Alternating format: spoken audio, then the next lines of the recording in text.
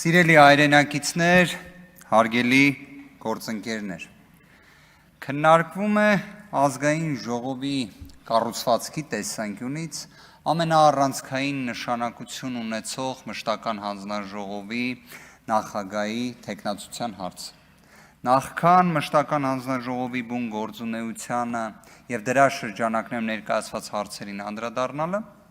ուզում եմ մի քանի հանգամանքի անդրադառնալ, որոնք որոշակի իմաստով կրկին կապ ունեն պաշտպանության եւ անվտանգության մշտական հանձնաժողովի հետ։ Կարծես թե մի օրինաչափություն է դարձել օգոստոսի 2-ից քննարկվում է ազգային ժողովի կառուցվածքի, ինչպես նաեւ ընտրություններին մասնակցած ուժերից Բարգավաճ Հայաստան կուսակցության ձայների խնդիրը։ Եկեք մի հատ ճշգրտում մտցնենք, որ հնարավոր է մեր հայրենակիցները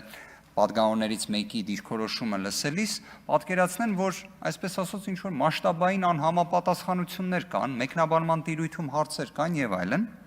խոսքը գնում է 135 ձայնի մասին։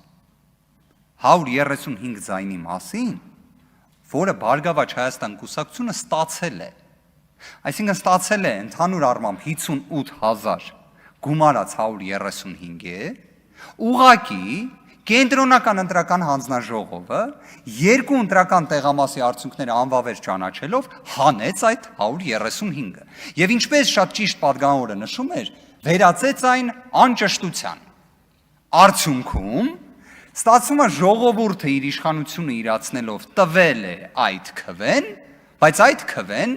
վերցվել է։ Այստեղ ինչ կարևոր ու հետաքրքիր հարցեր կա։ Ընտրատարածքային ընտրական հանձնաժողովը այդ երկու ընտրական տեղամասերում քննարկել է հանրության կողմից ներկայացված բողոքները, լսել է օրինակ պատգամավոր Վահագն Ալեքսանյանի մտահոգությունը եւ գտել է, որ այդ ընտրատեղամասերում պետք է արդյունքները անվավեր չճանաչվեն։ Եւ արդյունքում Բարգավաճ Հայաստան կուսակցությունը վերածվում էր Բարգավաճ Հայաստան խմբակցության։ Բայց ինչա տեղի ունենում։ Վահագն Հովակիմյանը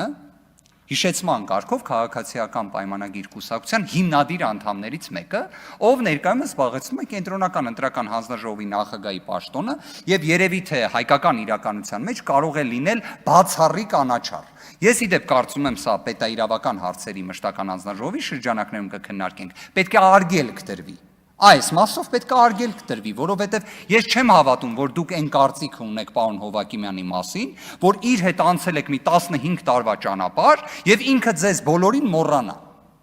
Դա մարդկայնորեն էլ այդքան ճիշտ չի, չէ՞։ Հիմա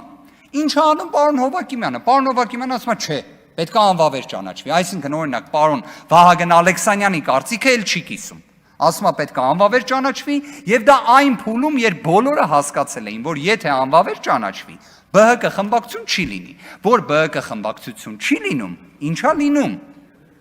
Քաղաքացիական պայմանագիր խմբակցությունը ունենում է մանդատների այնպիսի կշիռ, որը բավարար է լինում 3/5-ը ունենալու։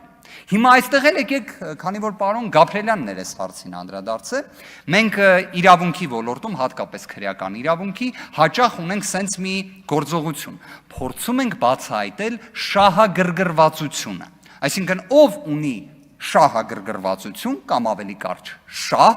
որոշ իրադարձությունների տեղի ունենալու մասով։ Կարծես թե դա քաղաքացիական պայմանագիր խմբակցությունն է, որովհետև 3/5-ը չունենալու դեպքում կարծես այդքան էլ հարմար չէր լինի։ Եթե այդպես չի, իդեպ դրա լուծումն էլ կար։ Դա մանրամասն սահմանադրական դատարանում ներկայացրել ենք, դա էլ մի այլ առիթով կքննարկենք։ Բայց հիմա դուք կմտածեք, լավ, այս պատմությունը ինչ է, ինչպես է առնչվում պաշտպանության անվտանգության մշտական հանձնաժողովի հետ։ Այս երկու ընտրական տեղամասերի արդյունքների անվավեր ճանաչելու հանգամանքը ունեցել է հիմք։ Այն վերաբերում էր զինծառայողների կողմից քվեարկությանը։ Զինծառայողների կողմից քվեարկություն, որը կազմակերպվել էր 20:00-ին հաջորդող ժամանակահատվածում։ Մի դեպքում այն տևել էր շուրջ 4 ժամ, մեկ այլ դեպքում այն տևել էր շուրջ 2 ժամ։ Արդյոք այստեղ խախտում կա, թե ոչ, եկեք հիմա դա դնենք մի կողմ։ Կարծում եմ դրա վերաբերյալ առնվազն հրապարակավ բազմաթիվ անգամներ անդրադարձ կատարել ենք։ Բայց ով է չակերտներում կամ առանց չակերտների մեղավորը, երբ զինծառայողները իրենց ընտրելու իրավունքը իրացնում են այդ ժամին։ պետությունը։ Արդյոք մենք չենք կարող գալ այն օբյեկտիվ հետևության, որ պետությունը փաստացի ունենում է միշտ իր գրպանում մի միջոց ընտրական տեղամասի արդյունքների անվավեր ճանաչման։ Ցանկացած պահի, այսինքն դա ունենում է որպես մի ապահովագրման մեխանիզմ։ Ուշ ժամի ներկայանան, որ երբ հետո պետք լինի, ընտրատարածքային օրինակ չճանաչի անվավեր, կհնճանաչի։ Արդյոք տենց չի ստացվում, այս օրինակը արդյոք դրա մասին չի, արդյոք այս ռիսկի մասին չի, հիմա ոնց պետք է լուծվի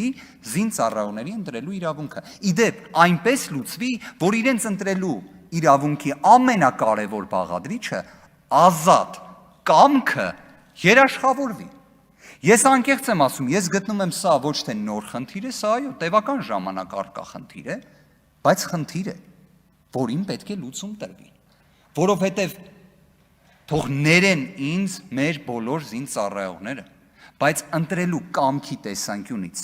եթե օրինակ 50 հոգով մարդիկ խմբավորված գան ընտրատեղամաս, դիտորդական առաքելություն իրականացնող հայտնի իրավապաշտպանը վստահաբար կասի, սա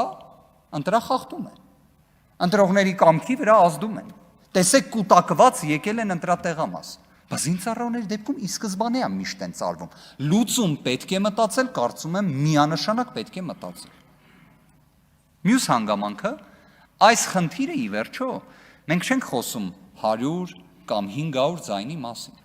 Առնվազն այն տվյալը, որը ԿԸՀ-ի կողմից հրապարակված տվյալների տեսանկյունից ենք նայում, շուրջ 17,000 քվեի մասին ենք խոսում։ Իդեպ այս մասով էլ ընտրական օրենսգիրքը վերահսկողական մեխանիզմներ չի տալիս։ Օրինակ, եթե այլ անձանց դեպքում ընտրական ռեգիստրում տվյալները հրապարակվում են, բոլորը կարող են ստուգել, արդյոք այդ անձը բնակվում է Հայաստանում, չի բնակվում, այս կատեգորիայի ընտրողների մասով կա սահմանափակում, այսպես ասած գաղտնի ցուցակների։ Սա խնդիր է ընդհանուր ընտրության հավասարության տեսանկյունից եւ այլն, կարծում եմ միանշանակ։ Կրկին իդեպ հիշեցման կարգով 135 ձայնը նշանակություն է ունեցել մի խմբակցություն լինի թե չլինի։ 135 ձայնը, այս դեպքում խոսում ենք 17,000 ձայնի մասին։ Ընդհանուր առմամբ պաշտպանության եւ անվտանգության հարցերի մշտական հանձնաժողովի կոնտեքստում հիմնականում խոսվում է զինված ուժերի մասին, բայց այս մշտական հանձնաժողովը իր մեջ ներառում է թե ազգային անվտանգության ծառայության, թե նաև ներքին գործերի նախարարությանը ազգային ժողովի խորհրդարանական վերահսկողության տեսանկյունից։ Եվ ելույթի շրջանակներում որպես հարցադրումներ, որոնց կարող է նաև նախագահի թեկնածուն անդրադարձ կատարի իր ելույթով, կարծում եմ կներկայացնեն երկուս։ Ազգային անվտանգության ծառայությունը արդյոք չպետք է իր կառուցվածքում բոլոր դեպքերում ունենար արտաքին հետախուզության ծառայությունը, թե ինքնին դրա որպես առանձին մարմին ձևավորումը,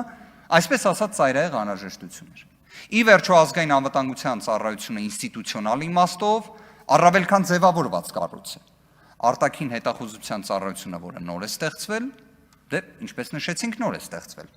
Արդյոք այն մարտահրավերները, որոնք կան Հայաստանի Հանրապետության առջև, համաչափ են նրան, որ նշված լիազորությունը վերապահվի նոր ստեղծված մի մարմնի, որի ստեղծման անհրաժեշտությունը բավարար հստակ չէր։ Երկրորդ հանգամանքը